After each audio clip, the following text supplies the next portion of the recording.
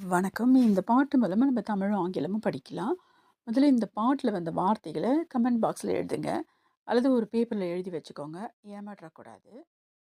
So இங்க என்ன சொல்லியிருக்காங்கன்னா, மாலை, அந்தி, மாலை. ஸோ இதில வந்து நம்ம சின்ன லை போட்டிருக்கோம் இல்லைங்களா? அணிலுக்கு வர்றது போட்டிருக்கோம். மாலை, அந்தி, மாலை. ஸோ மாலைன்னா என்னன்னு உங்களுக்கு தெரியும் இல்லையா? ஈவ்னிங். இன்னொரு பொருளும் இருக்கு. பூமாலை, ஃப்ளவர் கார்லண்டுன்னு சொல்லலாம். அந்தி மாலைன்னா என்ன சொல்லுவோம் இங்கிலீஷ்ல? Very good. ட்வைலைட்டுன்னு சொல்லுவோம். அதாவது அந்த சூரியன் மறையிற நேரத்த வந்து அந்தி மாலைன்னு சொல்றோம். ஓகே. முதல் வரியில நம்மளுக்கு புரிஞ்சிடுச்சு. சந்தேகம் எதுவும் இல்ல. ஸோ அடுத்த வரியில பாடும்போது, இந்த வே டாஷ் ஒரு கோடு மோகமே அப்படின்னு பாடியிருக்காங்க. இந்த பாடினவர் வந்து ஜேசுதாஸ் பாடியிருக்காரு.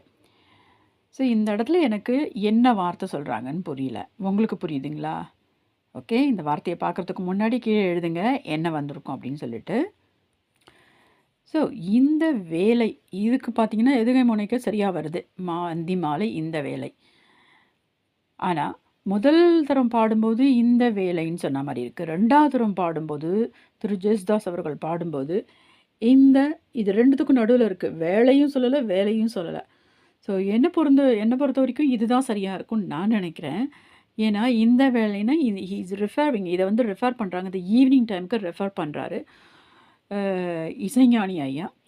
ஸோ இந்த வேலை வந்து ஒரு மோகமான வேலையா இருக்கு அப்படின்னு சொல்லலாம். அல்லது இந்த வேலைன்னா வொர்க்ன்னு அர்த்தம்.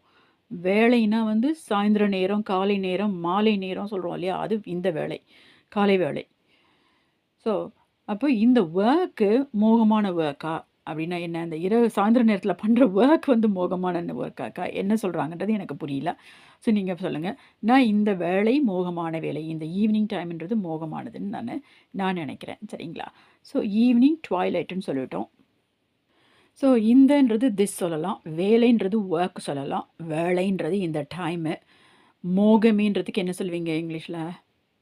Well done. Very good. நெறைய வார்த்தைகள் இருக்கு மோகமேன்றதுக்கு. பிசாட்டட் சொல்லலாம். இல்ல கிரேஸின்னு சொல்லலாம். என்ன சொல்லுவாங்கன்னா, "நான் மோகம் பிடிச்சு அலையிறியான்னு" சொல்லுவாங்க இல்லையா? ஸோ அப்படின்னா என்னன்னா, ஒரு மாரி பைத்தியம் பிடிச்சு அலையிற மாரி இது. அதனால அந்த வார்த்தை கிரேஸினாவும் இருக்கலாம். அதுக்கு நெறைய வார்த்தைகள் இருக்கு. ஸோ இங்க ரெஃபர் பண்ணும்போது கிரேஸி சொல்லலாம். இல்ல பிசாட்டட்னஸ் சொல்லலாம். ஸோ இது வந்து அட்ஜெக்டிவ் ஆகும். பிசாட்டட் அப்படி எழுதியிருக்கேன். ஸோ இது வந்து பிசாட்டட் டைம்னு சொல்லலாம். திஸ் வொர்க் இஸ் பிசாட்டட் ஆர் திஸ் டைம் இஸ் பிசாட்டட் டைம். என்ன